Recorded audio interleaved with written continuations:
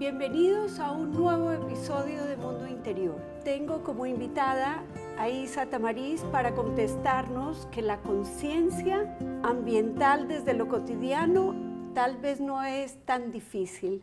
Te doy la bienvenida y te agradezco de verdad muchísimo por estar aquí. Muchas gracias, Lucy, por esta invitación. Qué lindo compartir este espacio.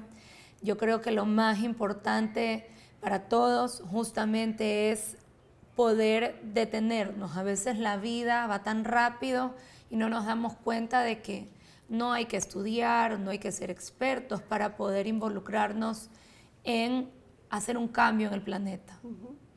La conciencia ambiental que a mí me ha llegado con la vida, porque yo soy de una generación que digo chistosamente, yo soy de la generación Marlboro. Es decir, en mi época aprender a fumar era glamorosísimo. De hecho, yo lo hice por muchos años y creo que es gracias a mis hijas, gracias a el momento histórico que me ha tocado vivir, que he ido gradualmente ganando una visión diferente de actos que me parecían antes como que no importaban y ahora les doy mucha importancia aunque sean pequeños.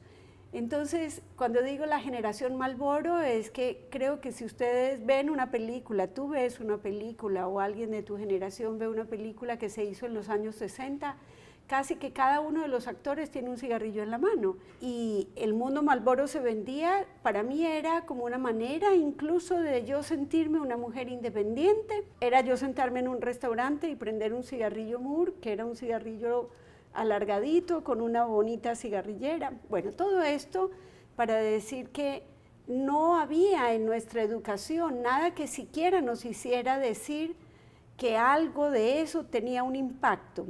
Ha ido llegando en mí. ¿En ti cómo fue llegando esa conciencia? Bueno, yo contaba que desde joven, realmente desde muy joven, porque la profesión de la ingeniería ambiental llegó del cielo, yo lo puedo decir, cuando yo quería entrar a la universidad, yo quería estudiar periodismo. Y fue sin querer, porque quería cambiarme de facultad y la directora en ese entonces de la carrera de ciencias ambientales me invitó y me dijo, pero ¿y por qué te interesaría cambiarte de carrera? Y yo en ese entonces estaba preguntando por hotelería y turismo y me dice, no, yo creo que a ti te iría muy bien ciencias ambientales, te iría muy bien con ingeniería ambiental. Yo en ese entonces era vegana y tenía ya algún tiempo siéndolo, pero realmente por convicción, porque me encantan los animales, adoro la naturaleza, pero lo hacía y nunca se me había ocurrido estudiarlo, simplemente era como parte de mi vida. Entonces, cuando me dicen, ¿por qué no vienes? Te invito a una clase, óyela, si te gusta, Sin ningún y si no, no pasó nada. Vamos y te llevo a turismo y en ese sentido, pues, yo dije, ¿qué tengo para perder? Escuchar una materia. Entré y nunca me voy a olvidar. Son esas cosas que han pasado creo que 10 años y todavía me acuerdo sentada en esa oficina, luego caminando y entrando a esa clase, me acuerdo hasta el nombre del profesor y me cambió la vida. Me cambió la vida, me encantó, salí de la materia, regresé a donde la directora dije, ¿dónde me inscribo? Quiero inscribirme en este mismo momento.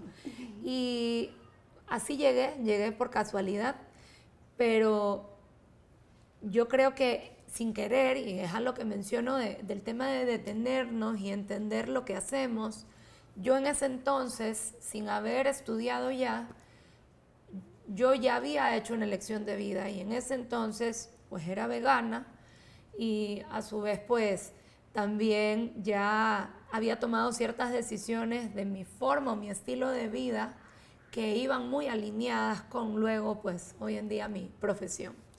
Qué lindo. Y además de ser ingeniera ambiental, te reconozco como una mujer activista en distintas causas que tienen que ver con el ambiente Y también nos gustaría para las personas que nos escuchan, que nos cuentes un poco de esta trayectoria. Tú dices, bueno, fue de casualidad, de pronto hay quien dice no hay tantas casualidades, simplemente el terreno estaba fértil, estaba preparado en ti, la invitación de esta decana que escuchara la clase ya reunía esas condiciones de sensibilidad, porque haber tomado la decisión de ser vegana pues también corresponde con esa conciencia, aunque fuera muy intuitiva, de que estamos íntimamente conectados con la naturaleza.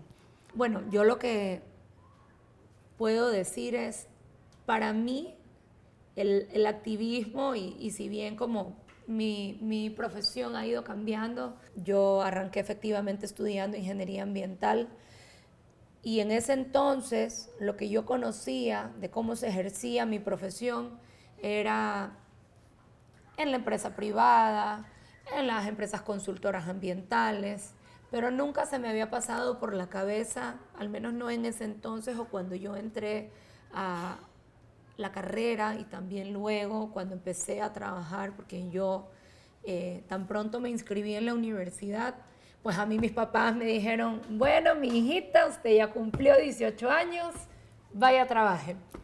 Entonces, siempre fui trabajando y estudiando, y entonces para mí era una forma también súper importante de aprender, porque aprendía también en lo que hacía. En la práctica. Entonces yo tenía muchos compañeros, al menos cuando yo recién empecé a estudiar, que no trabajaban, solamente estudiaban, y yo decía, qué envidia, porque yo vivía corriendo.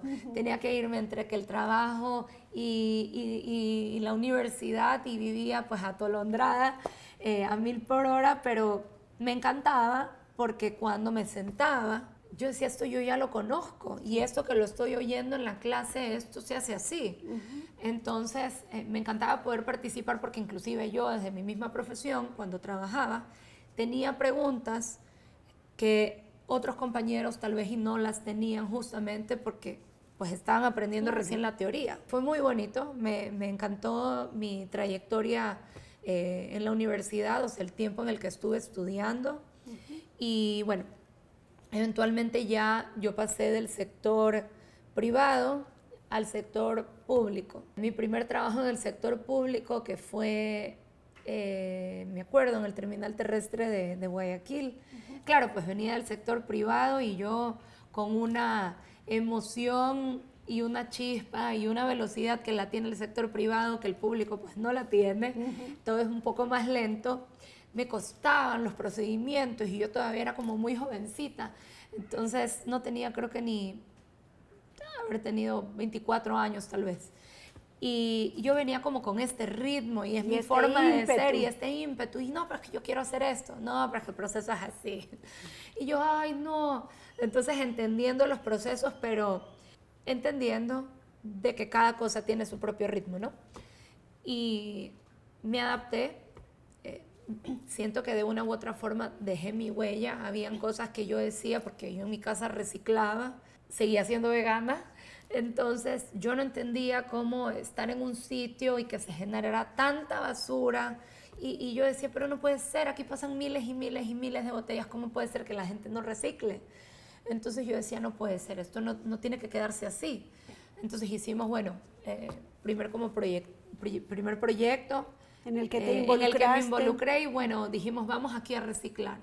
Entonces, gracias a Dios me dieron la apertura y comenzamos con este proyecto del reciclaje en el terminal terrestre. De ahí también yo decía, ¿qué más se puede hacer? Y qué cosa se hizo en ese entonces, que también fue una decisión de la gerencia en aquel momento. Bueno, midamos la huella de carbono. Es una terminal, se genera por supuesto una huella por la cantidad de buses que por aquí transitan, saquémosle la huella de carbono al terminal, y bueno, eso también se hizo. Para todas las personas que no sabemos bien cómo se mide la huella de carbono y cuál es la importancia de esto, porque a veces no hacemos cosas simplemente porque no las conocemos. Por supuesto, y qué linda pregunta. Vamos a conversar de la huella de carbono así brevemente, pero es hoy por hoy tan importante. La huella de carbono en sí es básicamente todas las actividades que nosotros realizamos de una u otra forma, más allá de decir que generan una huella, es también relevante decir, por ejemplo, en este espacio donde estamos con climatización, es decir, estamos con aire acondicionado, estamos con las luces encendidas, estamos con ciertos equipos que están conectados a los puntos eléctricos. Eso está consumiendo energía. Esa energía que se consume está generando una emisión de gases de efecto invernadero. ¿Qué son los gases de efecto invernadero?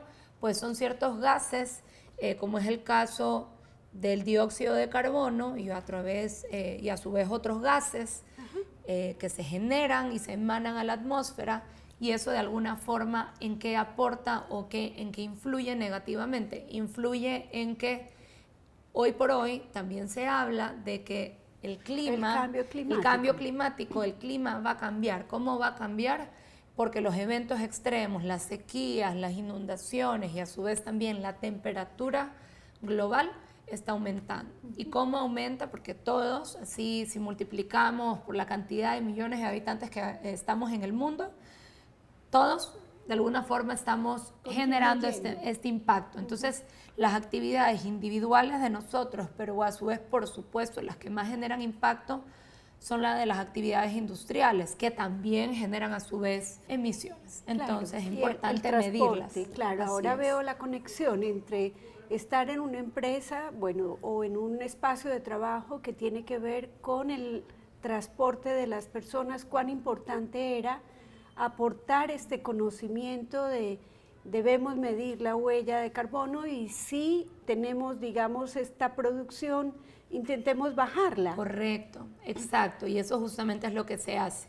La mides y después te replanteas qué de lo que hay, cómo podemos reducirla y cómo podemos compensarla. Entonces ahí un poco vamos al resto y reflexionando de cómo podemos hacer un cambio, porque si bien es cierto esto es un procedimiento pues un poco técnico que se lo hace en un establecimiento, nosotros también podemos regresar a hacer esta introspección y decir, ¿qué de lo que yo hago? ¿Cómo yo puedo cambiarlo? ¿Qué puedo cambiar? ¿Cómo puedo mejorar? ¿Qué huella yo estoy dejando? ¿Qué consumo? ¿Qué puedo dejar de consumir? ¿Cómo puedo comenzar a aportar de una manera positiva o reducir mi impacto en función de mis actividades cotidianas? He escuchado a un paciente mío que evita viajar en avión justamente para reducir la huella de carbono, y aunque me produce una admiración inmensa, de verdad, de corazón me produce mucha admiración, pero digamos que yo no me siento en ese compromiso, y más si tengo mis hijas viviendo afuera, como decir no voy a viajar para no contribuir, pero como que trato de, no sé si es de pronto una manera ilusa o tal vez como cómoda, pero sí trato de decir, bueno, no puedo hacer esto, pero ¿qué puedo hacer en mi diario vivir? O no estoy dispuesta a dejar de verlas a ellas o de que ellas vengan a visitarnos por este tema, pero ¿cómo puedo contribuir en mi diario vivir? Y esa sería la pregunta para ti.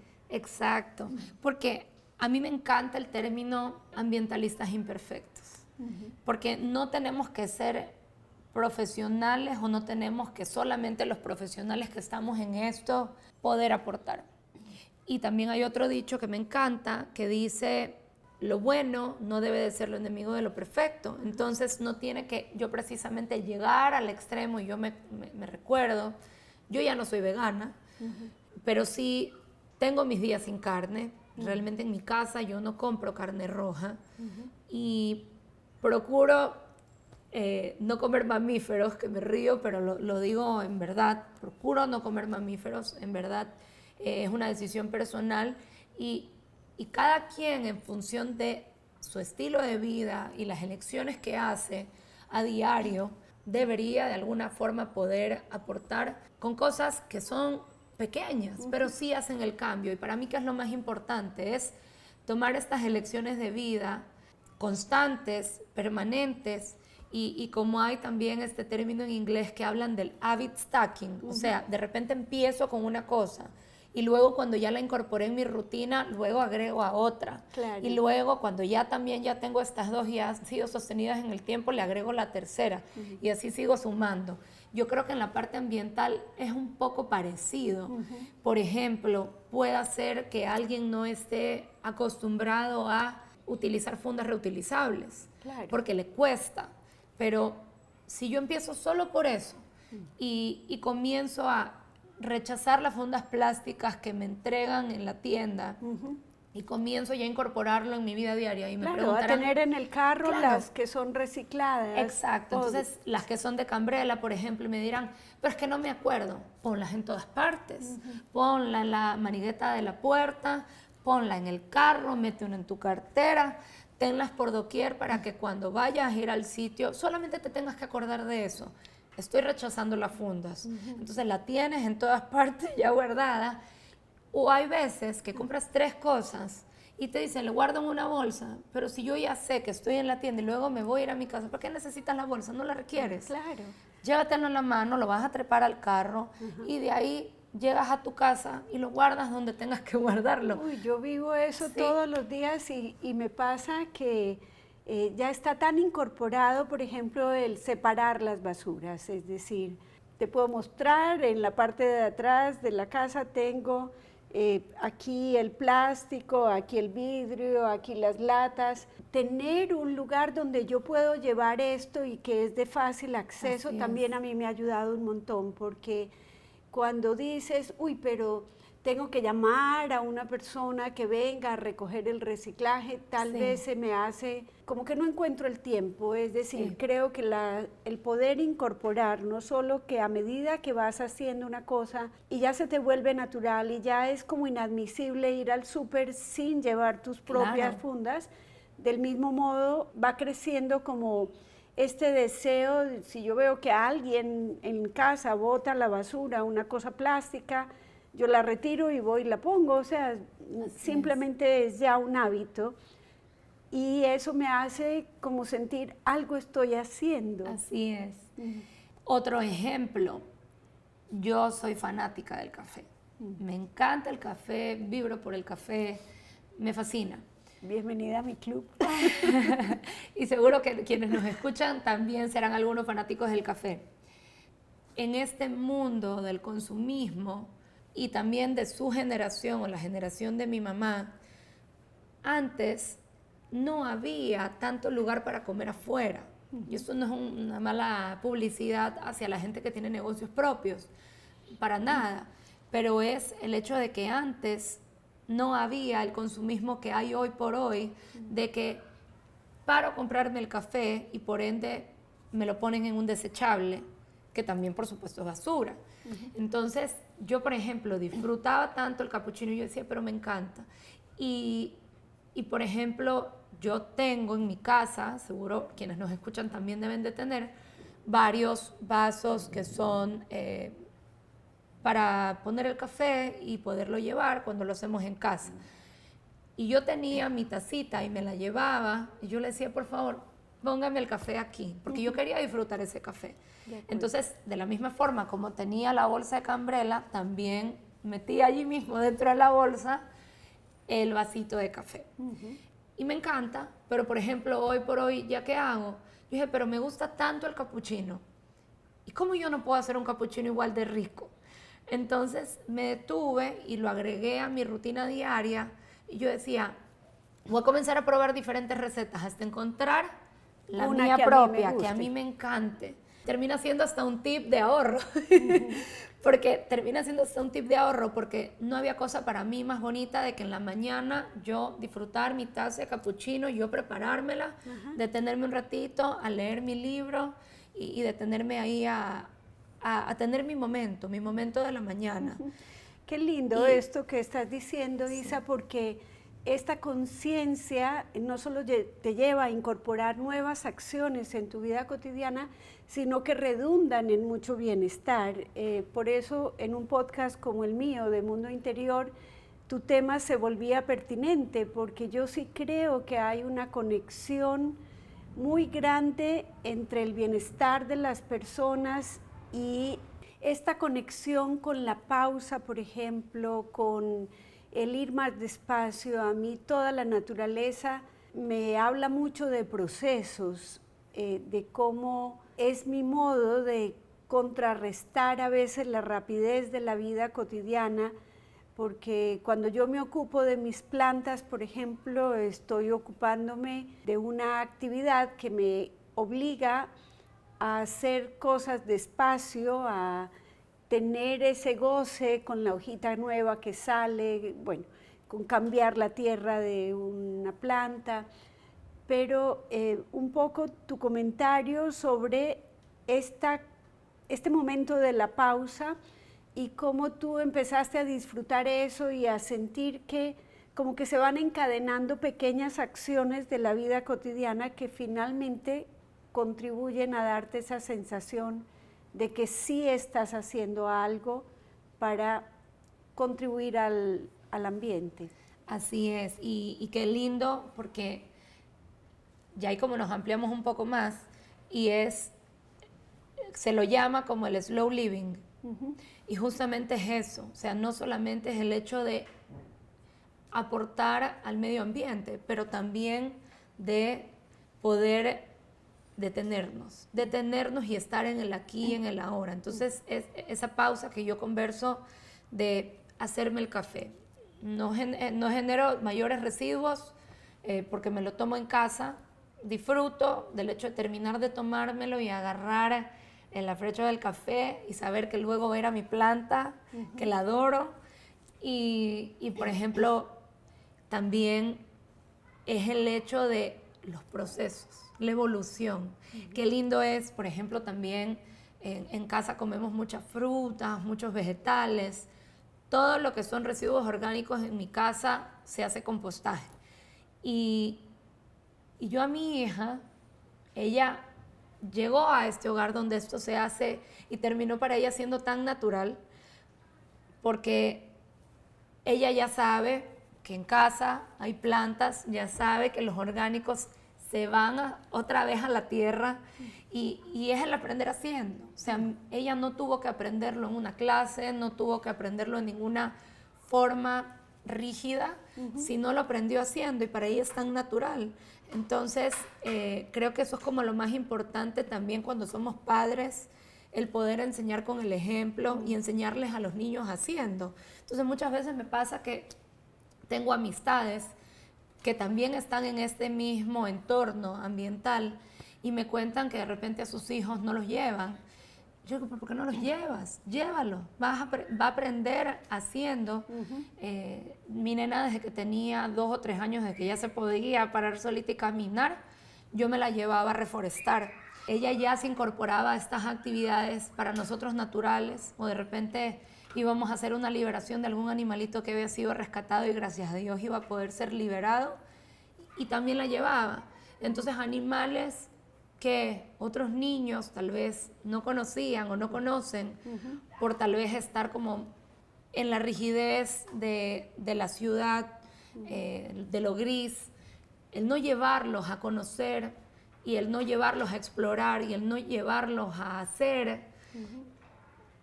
Pienso que de una u otra forma como padres también tenemos esa responsabilidad.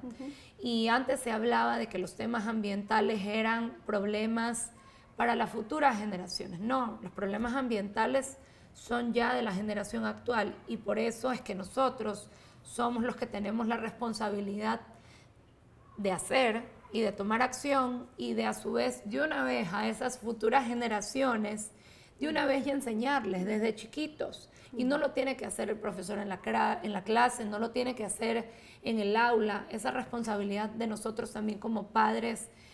Creo que la mejor forma también es de involucrarnos y ponerles el ejemplo. Es tan válido esto del ejemplo que sin duda para tu hija ya no hay que pensar dónde va a botar la cáscara de plátano, ya hay un sitio asignado, ya hay una costumbre de hacerlo y de manera natural ella está incorporando este mensaje del cuidado de la naturaleza. no es una cosa lejana, no hay que ser activista, tú lo eres, pero las personas como yo o quienes nos escuchan, simplemente como con preguntarse qué pueden hacer, qué pequeñas acciones pueden incorporar en su vida cotidiana, y a veces escuchando también tu trayectoria y lo que hacen personas como tú, pues nos inspiran a otras a decir, pero esto también yo lo pudiera hacer.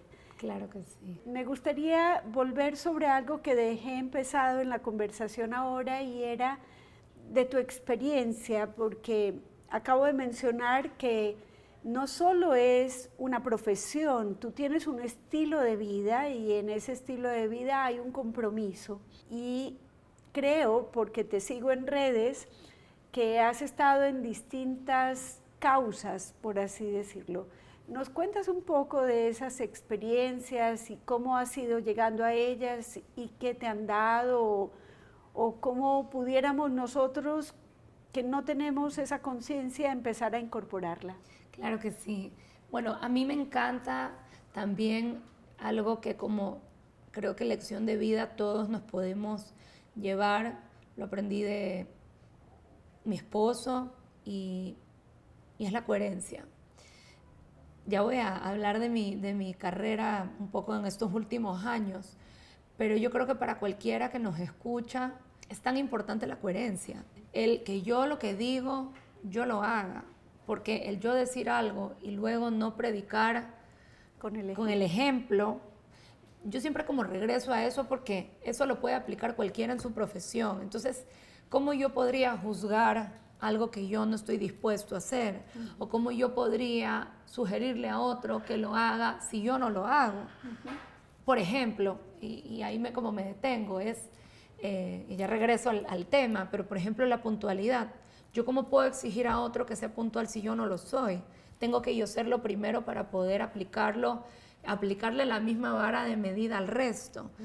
Por poner un ejemplo con la puntualidad, pero eso puede ser con tantas cosas.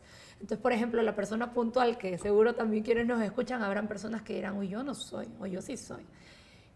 El puntual es puntual siempre, y el que no lo es, ya pues es un poco ahí desorganizado, pero yo regreso y al tema ambiental, en todo lo que podemos hacer constantemente, es la constancia y es la coherencia. Entonces, si yo tomo una decisión, yo tengo que casarme con esa decisión, yo tengo que casarme con lo que decidí y seguirlo haciendo y seguirlo haciendo. Y es a veces también como cuando uno hace ejercicio, que uno dice, uy, pero si yo hago esto y yo no veo el cambio, ¿será que sí tiene éxito? ¿O será que de repente no tiene resultado? Pero si uno es constante, eventualmente tú te das cuenta de que valió la pena ese esfuerzo y valió la pena lo que se hizo.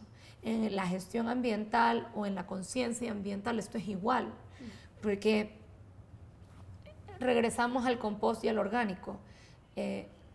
Esa cáscara de plátano, esos residuos orgánicos que yo los estaba poniendo en la planta, de repente a la primera o a la segunda, no, por supuesto que yo no voy a ver el cambio, pero si yo soy constante y yo sigo pendiente de, por ejemplo, esa planta donde yo le estoy poniendo ese compost, en donde hemos sido constantes y hemos estado abonando y abonando y abonando y abonando, luego vamos a ver la bella, porque hemos sido constantes. Entonces las causas ambientales yo pienso que son iguales.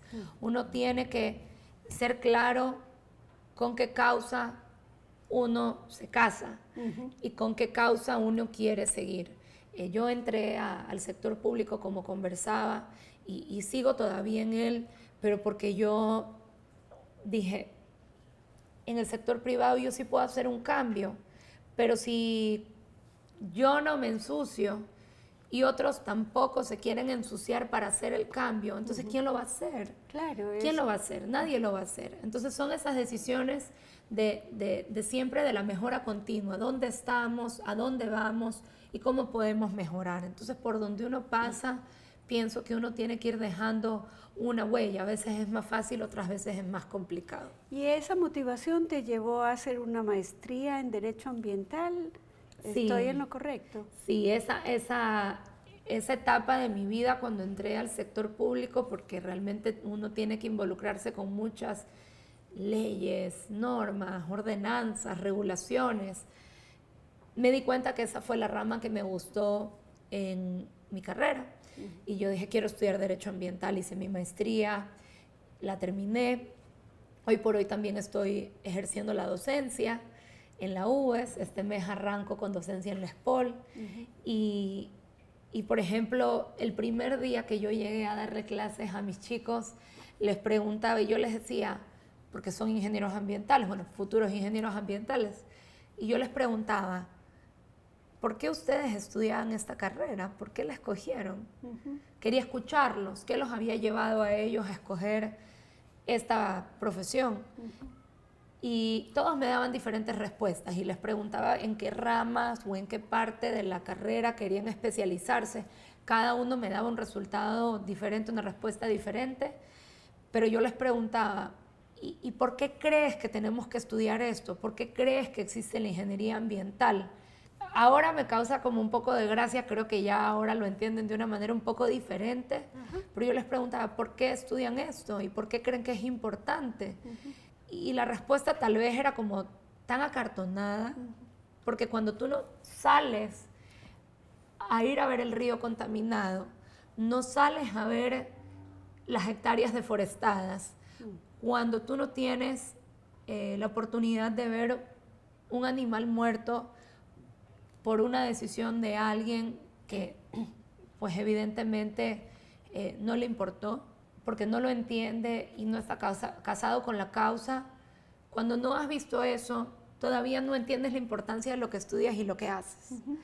Entonces yo les explicaba y les decía, es que la gestión ambiental no son las letras y no es lo que estudiamos en las leyes, sino es saber que esas leyes existen porque existen estos problemas. Y si no existieran esas leyes, entonces no habría quien controle, quien sancione y cómo resolver aquellas causas justas por las que tenemos que luchar. Qué lindo, porque fue como llegar a decir dónde realmente esta conciencia que yo tengo puede tener más impacto, y es en la parte de las leyes. Es como, en psicología hay una anécdota de un psicólogo muy famoso que preguntó en una conferencia magistral, a ver, eran todos estudiantes de psicología, ¿quiénes de ustedes desean escribir libros de psicología? Algunos levantaron la mano. ¿Quiénes de ustedes quieren ver pacientes? Otros levantamos la mano.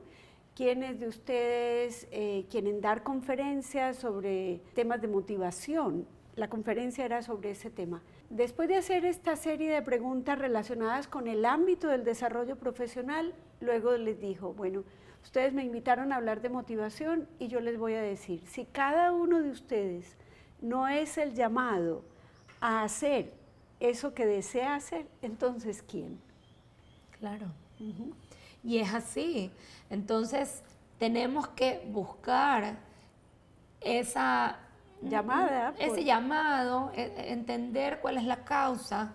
Si comenzamos a ser conscientes, podemos tomar inclusive mejores decisiones, porque comenzamos a ver cuáles son nuestras aptitudes, cuáles son nuestras preferencias, y podemos aprender de todo un poco, pero hay que empezar a encarrilarse y comenzar a ver qué es lo que me interesa, para comenzar a instruirme más en eso, comenzar a leer un poco más de eso, seguir las noticias, por ejemplo, una temática en particular, y eso nos va a permitir también tomar decisiones, por ejemplo, en la trayectoria profesional y también, por supuesto, a nivel de vida. Muchas gracias por esa visión.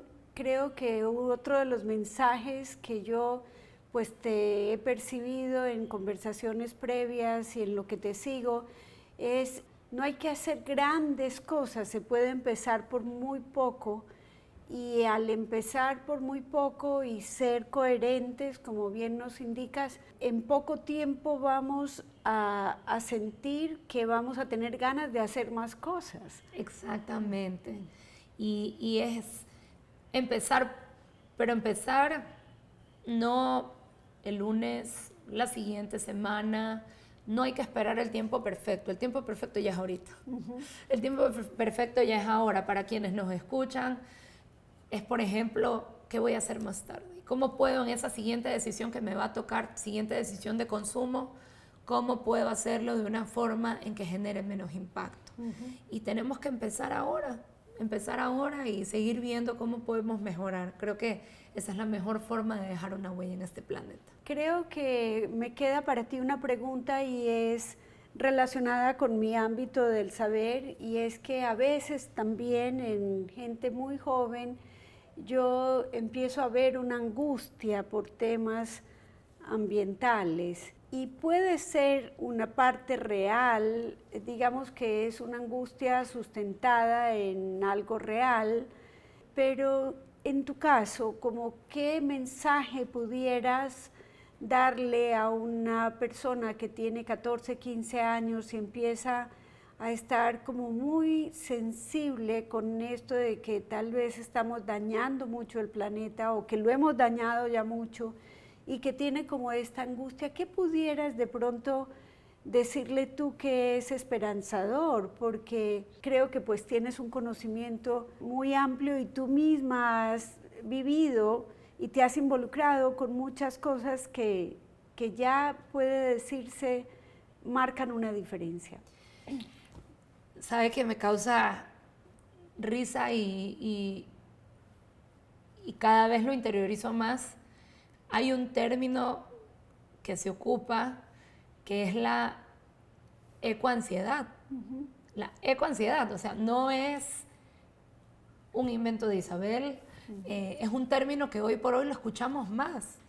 ¿Y por qué es? Porque, como les decía, los problemas ambientales no son ya, y quien habla de futuras generaciones no está realmente tan actualizado, los problemas son de ahora. Y por eso el llamado es a actuar ahora. Entonces, para esas futuras generaciones o generaciones jóvenes que pues eventualmente tendrán un puesto de trabajo de toma de decisión, o tal vez quienes actualmente ya lo tienen y son conscientes de lo que ven, yo justamente por este espíritu de activismo es que siempre lo que refiero es, cuando tú ves algo que está mal, no seas cómplice y no te quedes callado. Entonces, ¿cuál es la mejor forma de poder involucrarnos cuando llega esta situación en la que nos encontramos frente a algo que no estamos de acuerdo o frente efectivamente a una afectación ambiental? Es hacer la denuncia y actuar y corregir a la persona. Y así es en general en la vida. Regreso a la congruencia y al ser coherente. Y no solamente sirve de que yo pues juzgue desde una posición cómoda lo que estoy viendo que se encuentra equivocado, sino cuando en ese entonces yo me encuentro frente a la situación que no es la correcta, si tengo la posibilidad, y por supuesto pues mi integridad no se va a ver afectada, en ese momento corregirle a la persona. O sea, vivimos en una ciudad en la que es tan común, por ejemplo, ver a una persona botar una basura en la calle. No basta con en voz corta decir, uy, qué sucia esa persona. No, si tú la tienes delante, díselo. Se le cayó. Por favor, bótelo. O en su defecto, sí hacerle el llamado de atención y botarlo donde corresponda. O en su defecto, estás caminando por la calle y ves una basura. ¿Por qué yo tengo que esperar a que otro la recoja si tal vez yo me puedo agachar y me toma 5 segundos más en mi vida y hasta seguramente quemo unas calorías? Agarrar esa basura y botarla donde corresponde. Los japoneses, en cambio, tienen esa cultura de ser tan limpios y no esperar que otro la haga, sino hacerlo. Entonces, yo creo que es el llamado a sí corregir, pero también yo hacerlo. Y a su vez también cuando son ya temas un poco más complejos, de temas, por ejemplo, contaminación del agua, de que alguien está talando un árbol, están las líneas correspondientes para poder hacer las denuncias. Y en el peor de los casos, pues también están las redes sociales, pero yo creo que lo mejor es denunciar, porque efectivamente si nosotros no comenzamos a cortar esos círculos viciosos y esas problemáticas, van a seguirse dando. Entonces la mejor forma es el llamado a la acción. Ese llamado a la acción, sin duda, quienes se sintonizan con este tema, casi que se vuelve un compromiso. Me gustaría terminar esta parte de la conversación uniéndola con lo de la ecoansiedad, en ejemplos esperanzadores, porque yo veo, por ejemplo, ciudades como Medellín, que se ha comprometido, y me decía una persona que fue recientemente y decía, yo abro la ventana del taxi y me huele a bosque.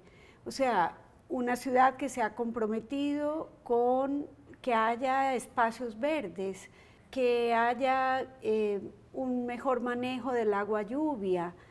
Hay tantas pequeñas cosas que podemos hacer y que tú has hecho que puedan darle, como decía una persona, una joven, un joven, como optimismo, una brigada de ir a sembrar árboles. Estás realmente haciendo una inversión inmensa en ser coherente con esa conciencia del cuidado del ambiente. Por supuesto.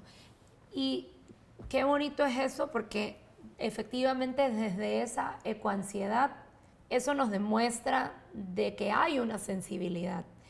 Y la mejor forma de cómo liberar eso es haciendo el cambio, siendo parte del cambio. Entonces, es una invitación a únete o no te unas, hazlas. ¿Por qué no ir a reforestar? ¿Por qué no empezar a recoger basura? Haz una minga cerca de donde vives, anda a reforestar, súmate al cambio, porque esa es la mejor forma, haciendo.